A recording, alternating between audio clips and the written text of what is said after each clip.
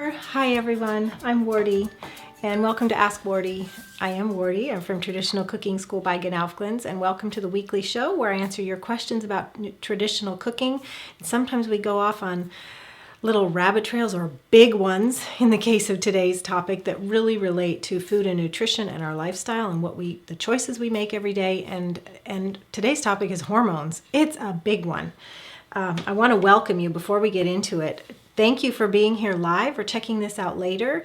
If you are live on Facebook Live, Millie is right there in the comments, pasting links as I mention things. Wherever you're watching this though, please know that all the notes in today's episode has a lot of them, a lot of links, a lot of explanations and quotes. Hi there. Is all at askwardee.tv. You just look for episode 76. So I'm just telling you up front that today we're going to cover a lot of ground, and that is one you're going to want to bookmark, save, and share. Of course, you can share this video. Please do subscribe, comment, like, and all that, but definitely go to askwardee.tv, look for episode 76, and bookmark, share, save as a PDF, whatever you need to do, the notes, because they are going to be really important to reference from here on out. Okay, as you're coming on live, make sure to share in the comments what you're sipping on, your first name, and where you're from. I love to hear, and thank you all so much for sharing, liking, and commenting on these episodes. It really is good feedback for me. It makes me enjoy doing this very much. As you know, we meet every Wednesday, so if you're brand new this time, welcome. If you're a returning visitor/reader, welcome back. I'm so thrilled you're here. We've got sipping filtered water. We've got a green smoothie. Yum. Good for you guys. Okay, so let's get into today's topic. It starts with several weeks back. I posted on Facebook and I sent an email to all our readers and subscribers, and I said, what do you need to know about women's health? And I got so many replies, hundreds of them, in fact. And I am answering one in particular today, but I'm going to read you several. But it starts with Nicole G. She said, how crazy you should ask.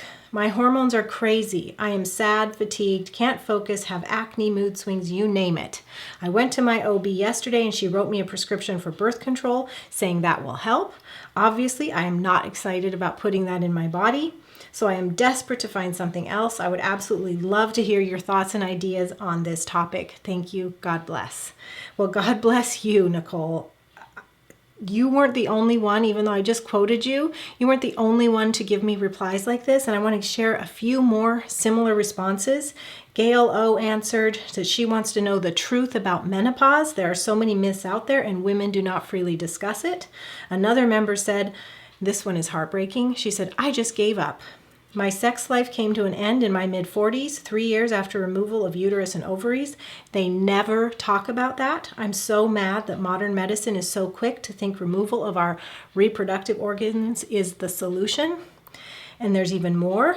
One member said she wants to know about natural hormone replacements. She's had a complete hysterectomy with ovaries removed. And in reply, someone said, I have too, and it's very difficult to find info about what to do without ovaries. And another said, this is me too. I'm so sad. I had a total hysterectomy. I took myself off of Premarin, which is a conventional hormone replacement drug, and I'm really battling hot flashes and decreased sex drive. This is just scratching the surface.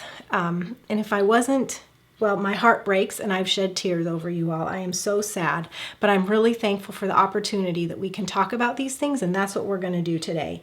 Because I think that life is hard enough already, and when we're struggling with all the symptoms that come from hormone issues, these are the things we don't need to hear from family, friends, well-meaning family friends, or even the medical community. They say, oh, it's just PMS, you'll get over it. You're just emotional. Take birth control. You just need to eat better, which it's true. Sometimes we do need to eat better. You're getting old, and that's just what happens. Can't do anything about it. Or a hysterectomy will make you feel better. And as you just heard previously, so many women feel a different kind of worse after having that kind of surgery. Me, I've been doing a lot of research on this subject, and I'm doing a lot of living with this subject because I myself am having hormone issues. So the bottom line for me, and that I hope all of us are on the same page with, is that when your hormones are off, everything is off in your life. Things just don't go right. And so that's why on today's Ask Wardee, we're going to scratch the surface to simplify our understanding of the sex hormones. And I'm also going to give you resources to guide you in balancing them. Again, this is an exhaustive topic. So the notes are ready for you. AskWardee.tv, episode 76. So the question really is based on Nicole's question and all the other needs of our members, just ask and readers asking for help with sex hormone balancing. And my answer here is first to get us a good understanding of how the sex hormones work.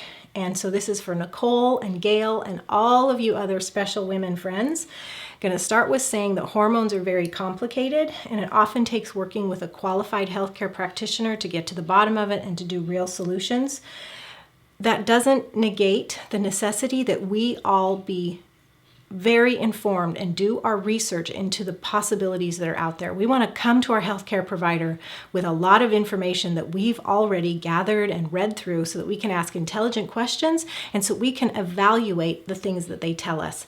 Every doctor has a unique thing, and they have things they don't like to do and things they do like to do and things they think they work well and things they think don't work well. So if we come as a blank slate, it's possible we might miss something. We want to be part of that equation, of that dialogue and discussion with our doctors.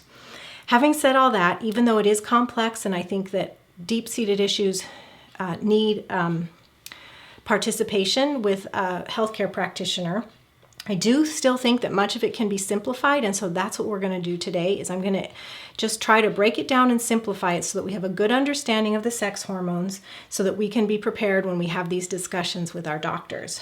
And I think also beyond understanding how sex hormones work, because that's the topic of today's Ask Wardee, this is just one piece of a big puzzle that involves the body. There's the adrenal hormone system, the thyroid hormone system, there's the health of the gut, there's our brains, there is so many aspects to this. So it's all related, and you want to keep that in mind when you're working with someone or doing your research so that you or your practitioner are looking at the complete picture, okay? Having said that, we're going to go into this simplification of the sex hormones because this is the area where most women are off balance, okay? It doesn't mean the adrenals and the thyroid isn't involved. Very well could be, but we're going to start with the most common imbalances, okay? And that's the three main sex hormones. And like I said before, AskWardee.tv has all the notes and links that I'm mentioning. And because there's so many, I don't want to forget everything, so I am really relying on my notes today. So please forgive me. I don't want to miss anything. I also don't want to mess anything up because I've done a lot of reading and research on this, and I want to make sure to convey the right information to you. So, females have three main sex hormones, and they have to do with energy, vitality, sex drive, fertility, all of that. And the three main sex hormones are progesterone, estrogen, and testosterone. You may be saying, testosterone? What? Men have testosterone. Yes, men have like 10 times more than women, but women actually have more testosterone at the peak of their vitality than they do the estrogen or progesterone. And testosterone is so important in a woman's youthfulness, so it has to be considered when we talk about this. Now I'm going to quote from a really good book. It's by Dr. John Lee. He's the pioneer behind Bioidentical hormone replacement therapy. It's a book called Hormone Balance Made Simple. There's a link below this video. It's inexpensive, and I think everyone should have it. Here's what he says about those three main sex hormones. Estrogen, progesterone, and testosterone are the three hormones that are most often out of balance in women. They are made by your ovaries and in much smaller amounts by your adrenal glands. These three are also called steroid hormones or sex hormones. That's the topic of today. Progesterone helps the female body regulate its menstrual cycles. It's essential for creating and maintaining a pregnancy. It balances the effects of estrogen, and most of your other hormones are made from it. Estrogen is the hormone that makes you female, endowing you with breasts, hips, menstrual periods, soft skin, and a higher pitched voice.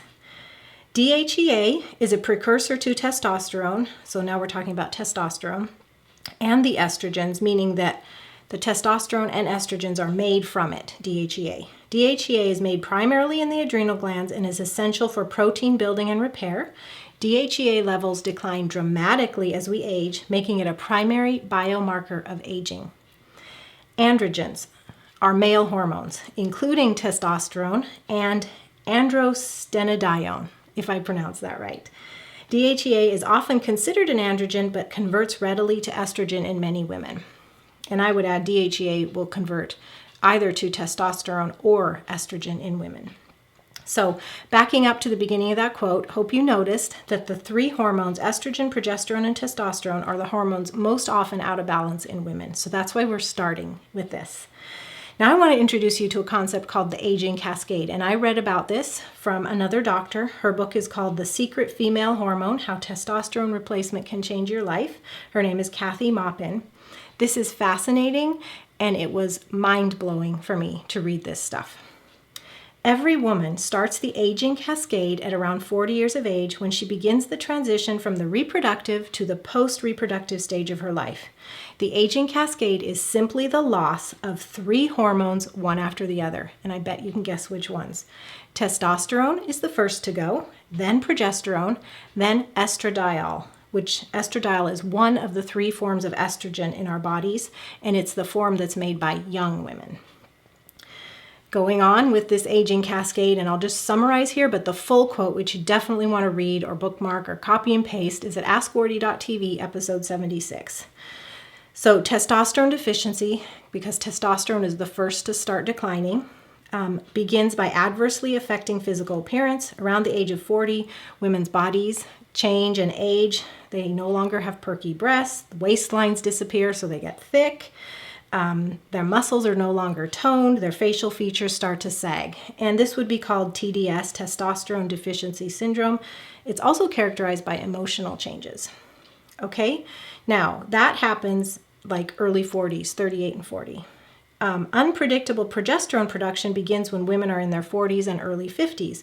The ovaries stop regularly ovulating, which eliminates progesterone production on a month-to-month basis, so you'll have fluctuating progesterone levels. They do fluctuate anyway, but you'll have more irregularity.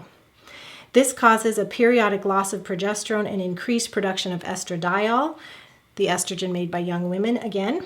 And as women age and go through menopause, they make less estradiol and begin to make estrone. And estrone is the form of estrogen that's called the old lady estrogen. So the second step of this aging cascade is the loss of progesterone. It's often called estrogen dominance or unopposed estrogen. The loss of progesterone means that there's nothing to balance estrogen. And that's a key in our hormone balancing, is that at certain times of the month, that our progesterone balances the estrogen. If it's not in balance, we get PMS and all kinds of other things. And her quote is saying this now. Symptoms of inadequate progesterone include irregular periods, heavy bleeding, PMS, breast enlargement and tenderness, bloating, swelling, poor sleep, mood swings. They can occur at any age. However, PMS occurs universally among women after testosterone production falls. So we're talking about the 40s and early 50s. Now, so we've talked about testosterone and then progesterone falls off, and now we have estradiol. It's the third and final hormone we lose in the aging cascade and everything that comes with feeling old. It triggers symptoms of menopause, dry vagina, painful intercourse, recurrent urinary tract infections, anxiety, poor sleep, and hot flashes. A lot of women know a lot about menopause, but not about the other things that Dr. Maupin just covered. Now, we've been talking about women ages of 40 and up, but it's interesting to note that even younger women can have can experience these drop-offs in hormone imbalances, because it's not just triggered by getting to a certain age. It's actually triggered by serious illness or trauma in life. So you could have adrenal failure or thyroid disease. You could have premature menopause. You could have removal of ovaries early in life. You could use birth control pills, and that will trigger this kind of aging cascade that the doctor is talking about. Okay, so that's kind of setting the groundwork for, as you hit a certain age, these hormones just start Well, if you're young and you have something bad happen, you can have imbalances that are forced to happen. But as you age, you have this aging cascade where your testosterone drops off, and then your progesterone fluctuates, and then your estrogen, okay? And each of these hormones has different symptoms when out of balance, and I just went through some of them.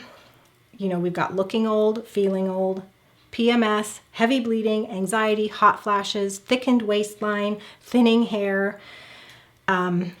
It really adds up to feeling awful, right? So if you're listening or watching this, maybe you're saying, yes, I'm feeling these things. Oh my goodness.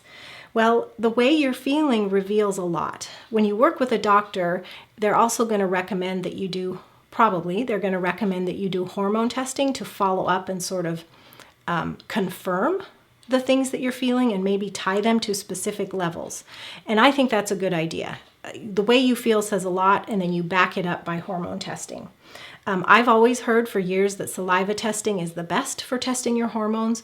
Recently, I've talked to a doctor who thinks saliva tests aren't as good as urine and blood. So there's various ways to test your hormones, and I think probably all of them have some good points. And so when you work with your doctor, you could ask for alternative tests, or you could go with what they recommend that gives them the most information. I also want to say something else about when you're working with a doctor. Some doctors go just by the numbers. So you do a test and they say, well, you're within normal range, so can't do anything. Well, you want a doctor that's going to place validity on how you feel. Certain people feel great at standard numbers, and certain people feel awful at the standard numbers. So it's really important that if you're selecting a doctor for this, in fact, one of the questions we go by when choosing a doctor is just to ask, do you go by the numbers only, or do you consider how we feel when embarking on treatment plans? And so we always choose a doctor who says how you feel is important. We're going to go by that and go by relieving your symptoms, okay? So we've had an understanding of the sex hormones, talked about, choosing a doctor, and maybe you come to the point where you and your doctor together have concluded that your hormones are off.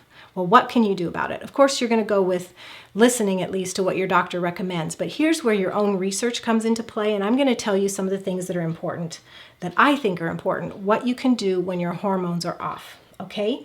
First is lifestyle and nutrition. That's like the low-hanging fruit. Those can have a huge impact on how you feel. Maybe not to get you completely back to normal, but they are key parts that without these things, you can't heal, okay? So you want to support your sex hormone balancing through the way you live and the way you eat. You want to avoid the hormones that are rampant in our water supply, in our cosmetic products, and plastics, in conventional meats. We actually talked about this on a previous Ask Wardee. It was episode 73. We talked about the xenohormones that were in conventional meats. So check that out. You want to follow a nutrient-dense traditional food diet. So broth and fermented foods, pastured meats, healthy fats, organic fruits and veggies, properly prepared grains, beans, nuts, and seeds. And I have links to all of those things for you at askwardee.tv. This is episode 76. Also, you want to check out the free traditional cooking video series that I'm offering that introduces you to some of these traditional food prep methods. So if you haven't already gone through that, it's completely free, and you can follow a link with this video to sign up for that.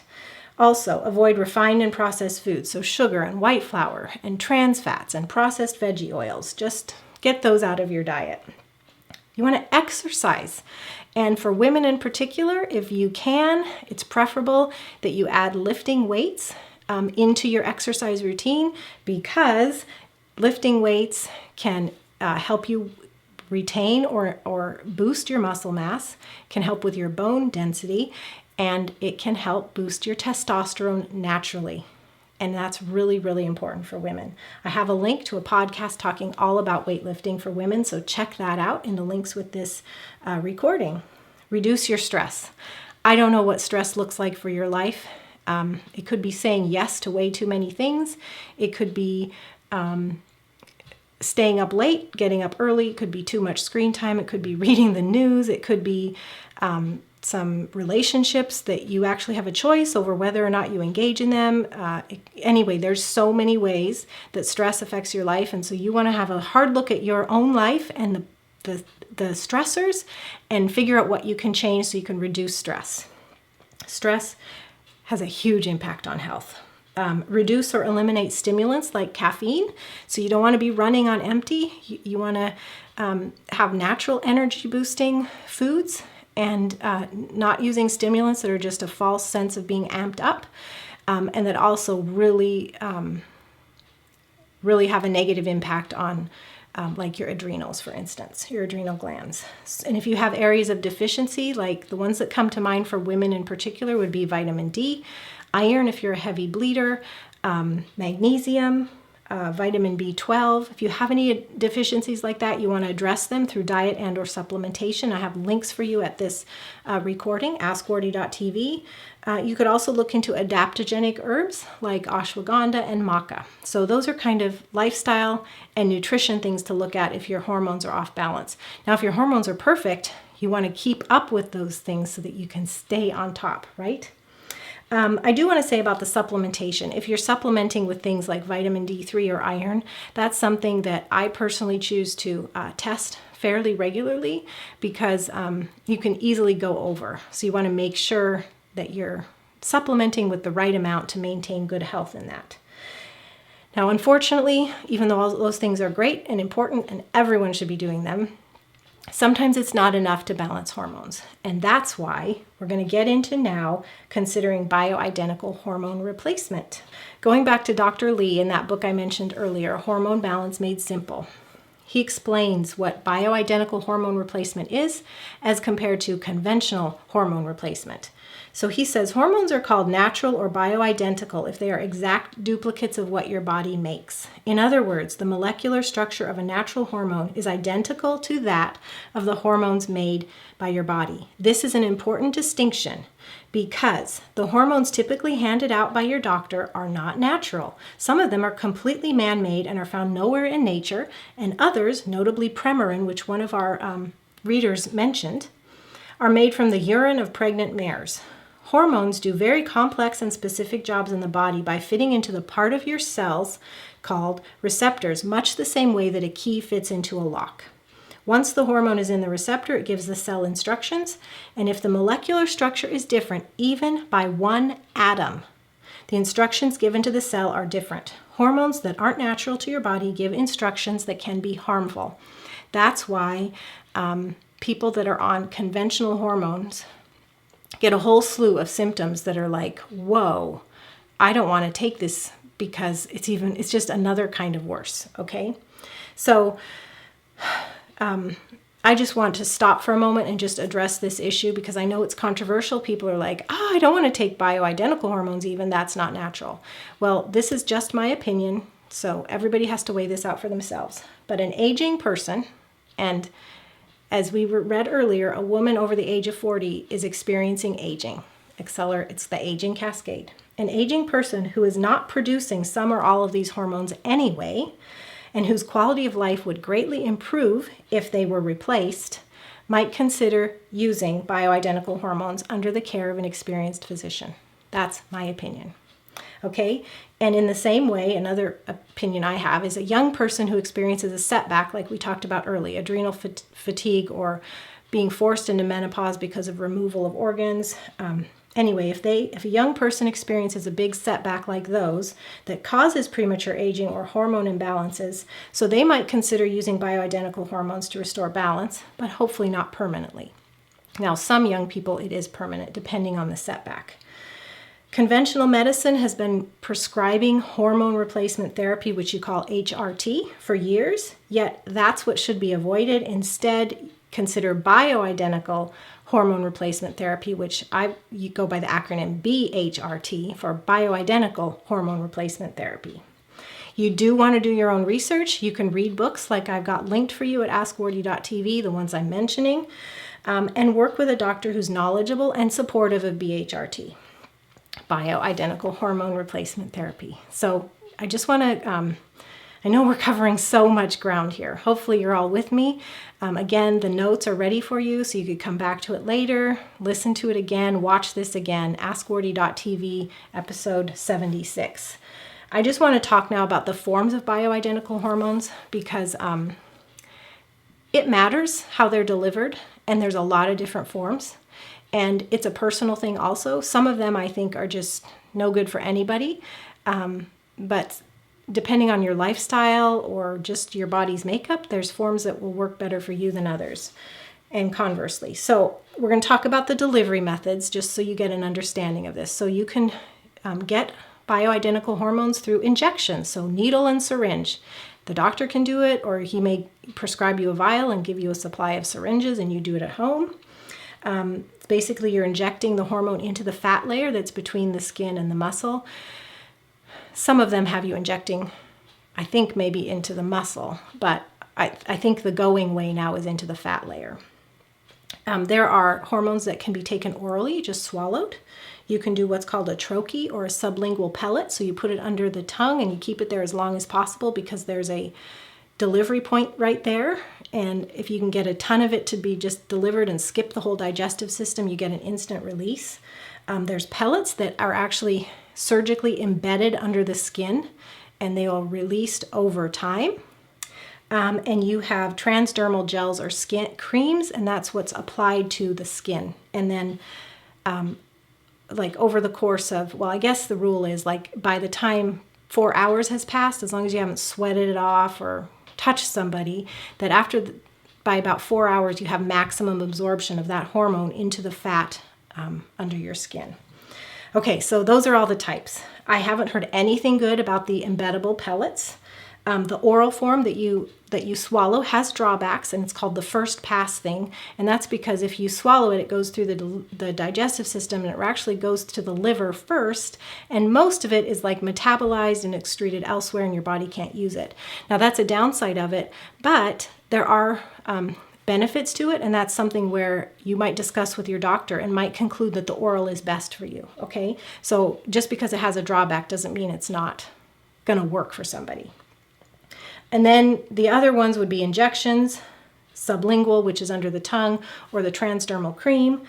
And oral is really in this category.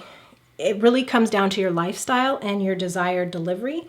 So like the cream, for instance, if there's young children around, you can't do the cream when you're having skin-to-skin contact, or you can't do it on parts of your body where you're going to have skin-to-skin contact with children or babies, or even your spouse who doesn't need that hormone. So that's where lifestyle really comes into play. So you would use other parts in your body, or maybe choose a different delivery form. This is a discussion with your doctor. And also, I do have a link for you at AskWardee.tv with these show notes to give you more information on these delivery forms. And it's written by a practitioner who has experience with patients. And I think she says, she gives examples and things so she can give you a better understanding. She also talks about vaginal or rectal delivery, which I didn't even mention yet. Okay. I just do think that overall, you do want to work with a doctor if possible on this, because when you start doing bioidentical hormone replacement therapy, you could have symptoms like maybe sudden headaches or sleeplessness. And you want to know if that's normal, if you can get through it, or if it means your doctor says, well, you need to change the dose or the delivery form. These are all things that you want to have an open conversation with your doctor concerning, okay? Because a lot of the questions that I received had to do with women who have had hysterectomies, so uterus and or ovaries removed. Probably the big question you're wondering if you're one of those is, well, is this even an option for me? Yes, it absolutely is. And the books that I've linked, as well as doctors, are going to know what works and what doesn't work for you. Really, the issue is that some hormones are produced in the ovaries. So if you don't have ovaries, that's going to affect the delivery, dosage, and what hormones you need. So that's why you want to refer to more specific information for your use cases. And Dr. Lee's books that I've linked at the show notes, AskWardee.tv, episode 76, they have information about this. If you have your uterus, if you don't have your uterus, but you do have your ovaries. If you don't have your uterus, or your ovaries, and they kind of go through that stuff. So make sure to check those out because your research is going to tell you stuff, and then a knowledgeable doctor, of course, is going to know what's going to work for your situation. Okay, you might now be wondering, well, where do I get bioidentical hormones anyway? Okay, so if you do your own research, there's a lot that you can get over the counter. You cannot get testosterone over the counter, though. It's a controlled substance, requires a prescription. If you're working with a doctor, they very likely have a relationship with a compounding pharmacy. Compounding pharmacy, my understanding is they're just mixing up prescriptions kind of to order. So they'd put a certain concentration of a hormone in a cream and then, put it for you to put on your skin, okay? Anyway, if you have a doctor who's connected to a compounding pharmacy, you have excellent options. And I want to show you some examples. So, like, this is transdermal cream that's in syringe, and it's not a needle syringe. It just has this blue cap, okay, on the top of it, and you push the plunger down according to the numbers on the side for what your doctor says, how much your dose is. And the benefit of getting this kind of thing through a compounding pharmacy rather than a health food store is that the things they come in can give you very accurate dosing, and then of course your doctor can tell you exactly how much to do. So this is an example of what comes from a compounding pharmacy, just a transdermal cream that you spread on of bioidentical hormones. This is an over-the-counter that I used to use before I had the prescription, okay? And this is Progest progesterone cream. Now, you do have to be careful. There's a whole bunch of brands. There's all kinds of these at the health food store, and so you want to make sure they're good. So that's why I have another quote to read to you. If you conclude, you're just going to try some things on your own based on what you read, you're not going to go to a doctor yet. Well, you want to be careful of the preparations that you buy at the health food store. So this is from Dr. Lee, and it's specifically regarding progesterone, but you can probably find similar information if you're going to purchase estrogen, okay? So you can find progesterone creams in most health food stores these days, but many contain little to no real progesterone, so buyer beware. Regardless of the source, be sure you're getting the real thing. If the label says wild yam extract, don't buy the product without confirming that it contains progesterone and not the so-called progesterone precursors such as diosgenin, if that's pronounced right. His books, Dr. Lee's books, they're linked to the show notes, have lists up to the time of printing of brands that they know have good progesterone. And they possibly have lists with estrogen too. So you could refer to that. And this one I know is good. It's on the list in his book. So if you're looking for a progesterone cream, this is one that I know is good. Okay, it's Progest. The brand is Emerita. It's on Amazon. I do have a link for you at the show notes. And the thing with this really, though, is the dosing. So like a dime size amount is supposedly the physiologic amount of 20 milligrams per day, which is when a female's body is producing progesterone, she produces 20 milligrams per day. So a dime size amount is the physiologic dose. It doesn't mean you get it all because, you never have complete absorption. But anyway, that's just a place to start. So I do want to again remind you, AskWardee.tv, episode 76, where this is all typed out for you. Tried to make it really simple so that you understand the sex hormones, you understand bioidentical hormones and why they're different from conventional, you understand diet and lifestyle choices that you want to make to support, either to balance or keep in balance your hormones, the forms of bioidentical and whatnot. I do have some final thoughts for you from my experience and things I've read. Anytime you're embarking on hormone balancing, whether it's diet, lifestyle, nutrition, or bioidentical hormones, you need to start slowly, allow for several months for your body to get in balance and to heal. And if you're doing something with bioidenticals, you want to aim to use the lowest dose possible while also relieving your symptoms. So that means you might start high and reduce. It means you might just start at the physiologic dose and keep with it for a long enough time so that your body builds up the amount it needs so that you don't have PMS or whatever symptoms you're experiencing. And I'm not a doctor, so that's why it's so important for you to talk to a doctor, because I'm sharing from my experience,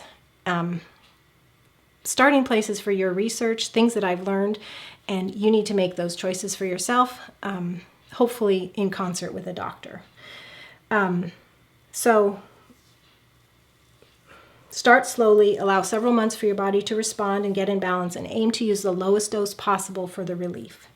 You're going to read more about dosing and ideas in the books I'm linking, also talking to your doctor, and always back up the supplementation, whether it's supplements or it's bioidentical hormones, with good nutrition and lifestyle habits. Because as we all know, if you don't eat right, if you don't live right, you can undo so many gains from other things you're doing, right? I mean, the whole picture is so important. I can tell you a little bit about myself. I've had testing done. I'm working with a couple different doctors, just consulting. And myself, low progesterone, low androgens. And so that's what I'm working to correct for myself. And I think there's so much more to say, but hopefully this just simple course through the sex hormones, ways to balance, how to get bioidenticals if you want that, has been helpful. If you have comments, additional questions, you want to leave comments at the post or below the video that you're watching. If you have future questions for Ask Wardee that are unrelated to this, you can submit them to me. That's the hashtag Ask Wardee. You can do it on Twitter. My handle is @TradCookSchool. You can also send an email, Wardee, WARDEE, @askwardee.tv. I do in particular want to keep the discussion of hormones with this video, with the Ask Wardee post. So if it's related, please do keep it there so that everybody who comes along can benefit. If you have something personal to add though, feel free to email it. And if you have an unrelated question, of course, that would go elsewhere, if that makes sense. You might be wondering, does this work for men too? Okay, well, not the exact same things work for men, but there is bioidentical hormone replacement therapy for men. I've got a book linked for you at the show notes, just one place to start. One of the main issues with men is testosterone. Another thing is if you're over 40 and you want more help, guidance from experts, not necessarily making an appointment with a doctor, but there's an online event coming up soon where there will be nutritionists and doctors and experts, 30 of them presenting. It's called Hormone Balance After 40. There's a link with this video, but I'll tell it to you right now, tradcookschool.com/after40. After 40 is one word. It happens in June.